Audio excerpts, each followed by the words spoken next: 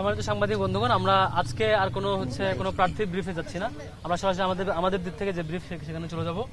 আমাদের অন্যান্য প্রার্থীরা এখানে আছেন, আপনারা কারো ফিডব্যাক নিতে চাইলে, সাক্ষাৎকার নিতে চাইলে প্রেস কনফারেন্স পরবর্তী সময়টাতে নিতে পারবেন ইনশাল্লাহ।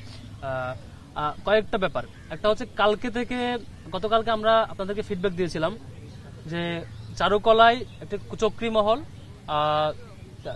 আমাদের ব্যানারকে বিকৃত করা, ছবিকে বিকৃত করা এবং হিজাবোফোবিয়ার যে খুব প্রকাশ, হিজাবোফোবিয়া যে প্রকাশ করেছে সেটির প্রতিবাদ আমরা জানিয়েছিলাম এবং লিখিত অভিযোগ দিয়েছি ইউনিভার্সিটি প্রশাসনকে। এখন পর্যন্ত বিশ্ববিদ্যালয় প্রশাসন কোনো দৃশ্যমান পানিশমেন্ট এখন পর্যন্ত নেয়নি। খুবই দুঃখজনক। নির্বাচনের আচরণবিধি সুস্পষ্ট লঙ্ঘন একটা অপরাধ। দ্বিতীয় অপরাধ হচ্ছে হিজাবের প্রতি যে ক্ষোভের বহিঃপ্রকাশ এবং চেহারা বিকৃতি এবং তার যে বহিঃপ্রকাশ ঘটিয়েছে সেটির প্রতিবাদ জানানো সত্ত্বেও, লিখিত অভিযোগ দেওয়া সত্ত্বেও এখন ব্যবস্থা না নেওয়াটা ইউনিভার্সিটি প্রশাসনের যে লেভেল প্লেইং ফিল্ডের কথা বলছে সেটি নিশ্চয়ই আপনারা বুঝতে পারছেন যে কোন পর্যায়ে আছে। দ্বিতীয়ত আরেকটা বিষয় আপনাদের মধ্যে কনফিউশন তৈরি করেছে। আজকে ক্যাম্পাসে আমাদের কালকে যে কাঠের ফ্রেমে যে আমাদের ব্যানারগুলো ছিল, যে প্রচারণা মেটেরিয়াল, সেগুলো এখন পোর্টোরিয়াল টিম উঠিয়ে নিয়েছে। সেটি কেন আমরা লাগিয়েছি, কেন এই প্রশ্নগুলো আসছে বারবার, সেটির একটু ক্লারিফিকেশন দরকার আছে। আমরা আচরণবিধি পড়ছিলাম, আচরণবিধিতে কনসার্ন ছিল যে বিশ্ববিদ্যালয়ের ওয়ালে, দেয়ালে, স্থাপনায়, গাছে বা অন্য কিছুর ক্ষতি হবে এবং গ্লু দিয়ে লাগানো, প্যারেক দিয়ে লাগানো বা স্থাপনা কোনো ক্ষতি হবে সেখানে সাঁটানো, ব্যানার সাঁটানো, এগুলো নিষিদ্ধ। পরে আমরা নির্বাচন কমিশনকে আগের দিন ফোন দিয়ে বলেছিলাম যে আমরা কি এরকম পারবো কিনা, যে ফ্রেমে লাগিয়ে ব্যানার লাগাতে পারবো কিনা, যেহেতু ইউনিভার্সিটি স্থাপনা ক্ষতি করবো না, আমরা নিজেরাই ফ্রেম বানাবো, ফ্রেমে স্ট্যান্ড বাই সেগুলো লাগাবো। তখন বলছিল যে হ্যাঁ তোমরা পারবা, আমাদের স্পষ্ট বলছে পারবা। এরপরে আমরা আমাদের সেই ক্ষুদ্র সক্ষমতায় ক্যাম্পাসে বিভিন্ন স্পটে আমাদের প্যানেলের পরিচিতি করানোর জন্য সেগুলো দিয়েছি। দেওয়ার পরে সারাদিন কোনো খোঁজখবর নাই। যখন হঠাৎ রাত 10-11টা পরে ফিডব্যাক আসছে যে এটা আচরণবিধির মনে লঙ্ঘন হচ্ছে। আচরণবিধি সুস্পষ্ট কথা না। এরপরে ফোন দিলাম যে কেন আচরণবিধি লঙ্ঘন হচ্ছে, বলে যে আচরণবিধি তো আমরা তৈরি করি নাই, নির্বাচন কমিশনের কোড আনকোড ভাষ্য যে আচরণবিধি তো আমরা তৈরি করি না, সেটা আলাদা কমিটি আছে তারা করেছে, আমাদের দেখার সুযোগ হয় নাই, একটু ফাঁক থেকে গেছে, এই জন্য মনে হয় একটু গ্যাপ হয়ে গেছে। তোমরা তো আচরণবিধি লঙ্ঘন করো না, সমস্যা নেই, কিন্তু আমরা আলাদা নতুন করে বসে সিদ্ধান্ত নিচ্ছি, এই ধরনের ফিডব্যাক।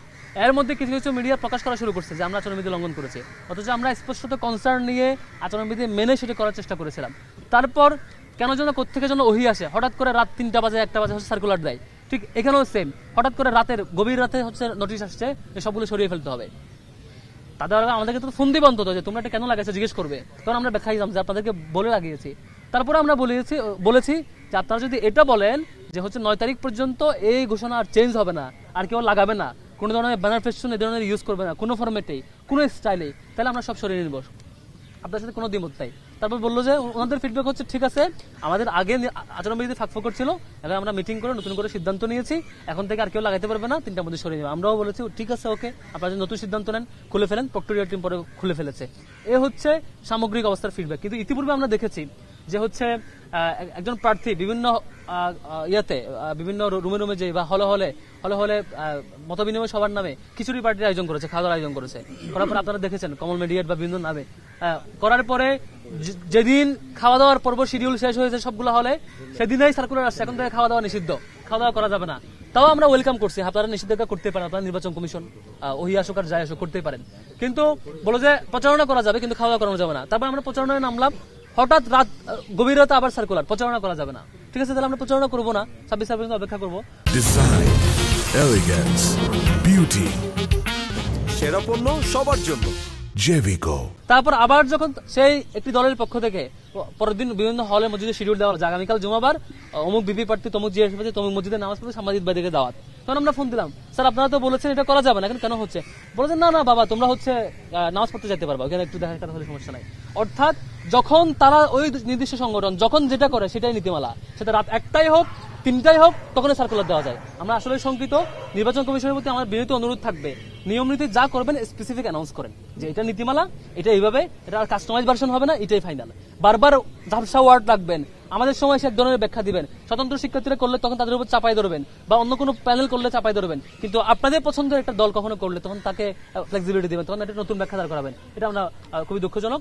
তবে আমরা রেসপেক্ট জানাই নির্বাচন, আমরা টোটাল ডাকসু যে হওয়া দরকার ডাকসুর পরিবেশটা অটুট রাখা দরকার। সেই জায়গা থেকে আমরা বলেছি ঠিক আছে আপনারা অনুমতি সাপেক্ষে আমরা লাগানোর পরেও যদি আপনাদের কনসার্ন থাকে নতুন করে সিদ্ধান্ত নেন, নতুন সিদ্ধান্ত প্রতি রেসপেক্ট, আপনারা সবগুলো খুলে ফেলেন। এখন প্রক্টরিয়াল টিম সবগুলো খুলে ফেলেছে, আমরা দ্বিমত করি নাই। আমরা এখন অপেক্ষায় আছি যে আবার কখন ওহি আসে এবং নতুন করে সার্কুলার আসে যে হ্যাঁ পোস্টার লাগাতে পারবা, যে এমন সার্কুলার আসে তখন আমরা সেটা মানবো না নিশ্চয়ই। কারণ বারবার এই ওহি আসতে থাকলে নির্বাচনের রায়ের দিনও হয়তো এরকম ওহি আসতে থাকবে উপর থেকে।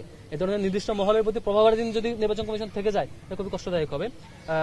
এই ছিল কালকে থেকে আজকের ফিডব্যাক।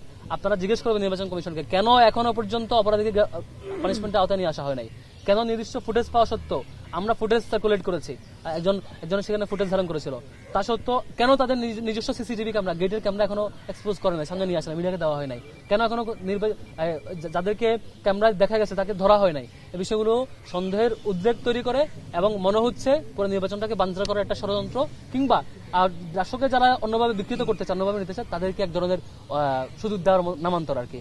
আমরা শিক্ষার্থীদের ভয়েস হইতে চাই, শিক্ষার্থীদের যে চাওয়া পাওয়া সেটাকে প্রতিষ্ঠা করতে চাই। সেজন্য এই পক্ষপাতদুষ্ট আচরণ থেকে শিক্ষকদের কাছ থেকে সরে এসে বরং শিক্ষকদেরকে শিক্ষক সুলভ আচরণের জন্য বিনীত অনুরোধ করছি।